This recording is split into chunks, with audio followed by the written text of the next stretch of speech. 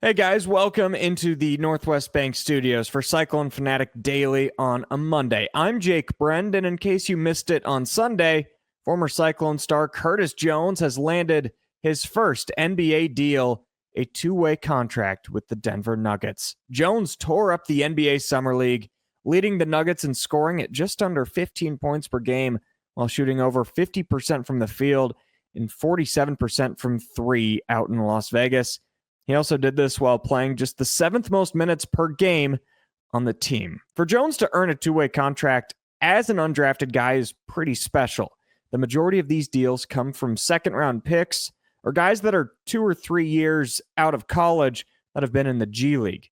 Jones just continues to prove everyone wrong, from no D1 or D2 offers to community college to Buffalo to the Big 12 sixth man of the year. With this two-way deal, Jones will spend time bouncing between the Nuggets and their G League affiliate Grand Rapids.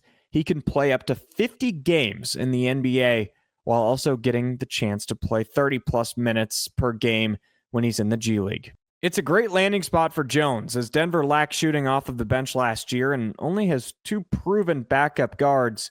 He will certainly have a shot to earn some playing time as a rookie. Good for Curt. Fall football camp is just 2 days away. Players will report to Ames tomorrow and start practice on Wednesday, the 23rd. Football is finally here. It's a little earlier than normal because of the Week 0 game in Ireland. And on top of that, this is the first time of the Campbell era that Iowa State opens the season with a conference opponent. Chris Williams asked General Manager Derek Hoodjer if the approach of the offseason changes, and he said it's mostly copy and paste. However, he says that the opponent could maybe change how many players play in Week 0. I still think we'll certainly play the best players, and regardless, and I think we've proven that, like, whoever wins each job throughout fall camp's the guy that's going to play. And we also know, certainly at the beginning of the year, we're going to play a lot of guys. We always have, and we always will. Yeah. It adds a little bit different dynamic, maybe in the sense that we played K-State to end the regular season, then you turn around and play them again right away. And it's an interesting dynamic of you feel like you know their team because you played them so recently, yet in today's college football, they've obviously got a lot of new pieces as well. But more than anything, the word that keeps coming to my mind is just respect. Like, yeah, we have so much respect for their program, for their staff, for their players.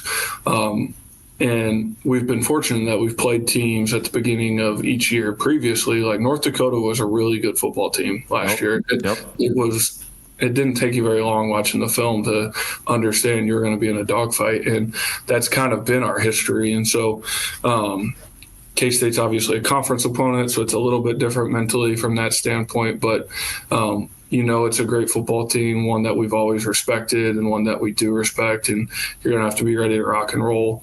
It'll be a little bit different, unique being in Ireland, obviously. But for the most part, try to just continue kind of under the same thought process we always have.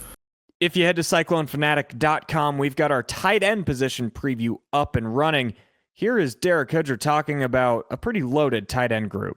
And we've always obviously wanted to play with tight ends, and that's been kind of a core tenet of our success. And last year looked a little different, probably for 2 reasons. One, as you mentioned, the tight end room was decimated by injury also, and the linebackers deal was really bad, but they were pretty similar. Yeah, it doesn't get talked about as much, the tight ends. No, there were some weeks where you just didn't have as many bodies even available as you'd like. So that was part of it. And then the other part, like, we'd have been silly to not take advantage of having Jalen and Jaden on our team. Correct. Players formations plays. Yeah, and so that was a component of it. But, yeah, if you look at just the best players on our team, and as you mentioned, we'll get into the receivers, and I think we've got a really deep wide receiver room. But Ben Bramer and Gabe Burkle and Tyler Moore, those 3 alone, I think, are 3 of the best tight ends in the conference and in the country. And then Cooper Alexander, who was one of the guys who was hurt last year, is a tremendous player.